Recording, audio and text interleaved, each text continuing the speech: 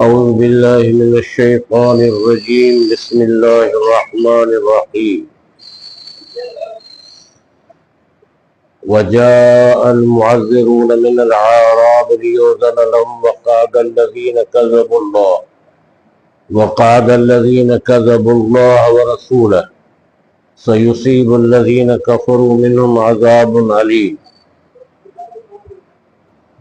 اور آئے بہانہ کرنے والے دیہاتیوں میں سے تاکہ اجازت دی جائے ان کو، اور بیٹھ گئے وہ لوگ جنہوں نے جھوٹ بولا اللہ سے اور اس کے رسول سے۔ ان قریب پہنچے گا ان لوگوں کو جنہوں نے کفر کیا، منہم ان میں سے، دردناک عذاب۔ دو گروہوں کا ذکر کیا گیا ہے۔ یہ جنگ تبوک میں جو ہے منافقین کا کردار جو تھا وہ بہت خطرناک بھی تھا۔ رسول اللہ صلی اللہ علیہ وسلم کو افراد کی ضرورت بھی تھی، مالی ضرورت بھی تھی، لیکن ان لوگوں نے کوئی کردار ادا نہیں کیا۔ اب پوری صورت میں اکثر ان کا تذکرہ آیا ہے کہ کبھی کس طریقے سے وہ معذرتیں پیش کرتے ہیں۔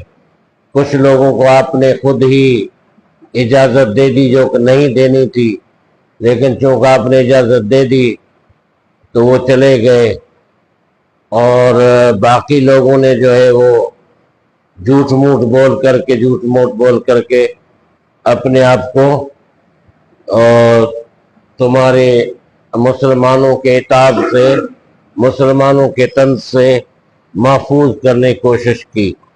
تو ایک تو یہ گاؤں دیہات میں جو لوگ تھے یہ مالدار لوگ تھے، جن کی زمینیں بھی تھی اور جانور بھی تھے جو پالتے تھے۔ ایک تو وہ آئے رسول اللہ صلی اللہ علیہ وسلم کے پاس اور انہوں نے جھوٹ بولا، معذرتیں جو پیش کی اس میں کوئی حقیقت نہیں تھی، بہانے باز تھے۔ دوسرے وہ لوگ جو شہر میں تھے منافقین، انہوں نے بھی بیچنے کے لیے رسول اللہ صلی اللہ علیہ وسلم سے غلط بیانی کی۔ تو دونوں کا معاملہ برابر ہے اور دونوں کے لیے دردناک عذاب ہے۔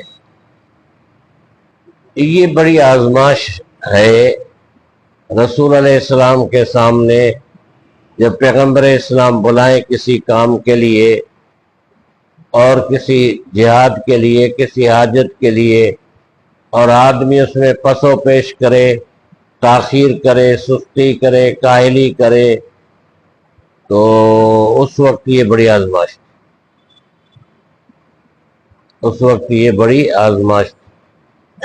ہے۔ تو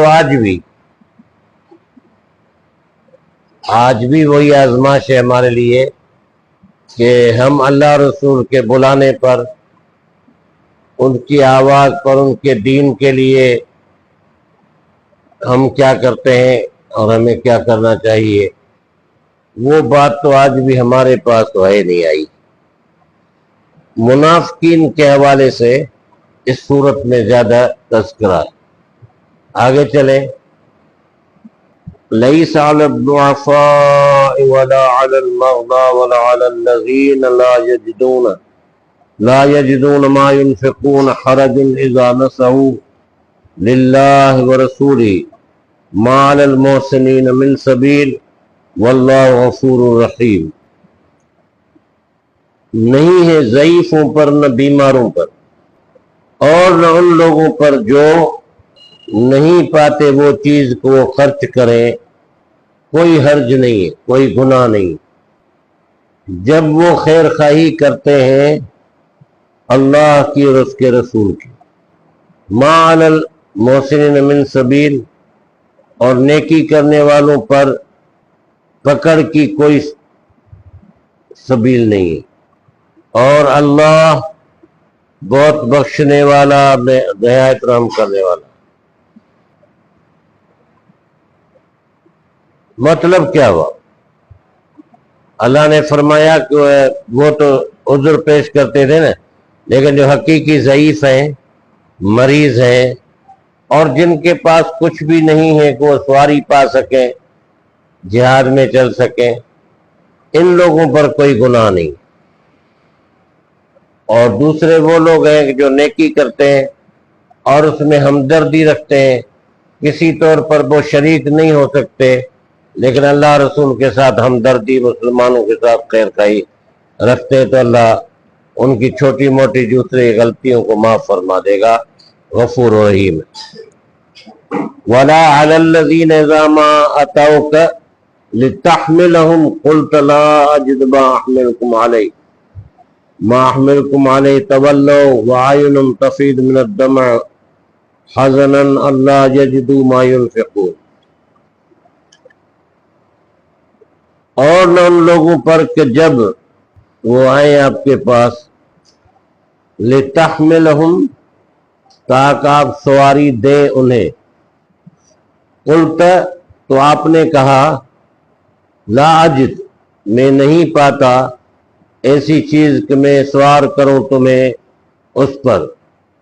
وہ لوٹے، تولوا بنا وہ لوٹے، جبکہ ان کی آنکھیں بہتی تھیں آنسوں سے، اس غم سے نہیں وہ پاتے جو خرچ کریں۔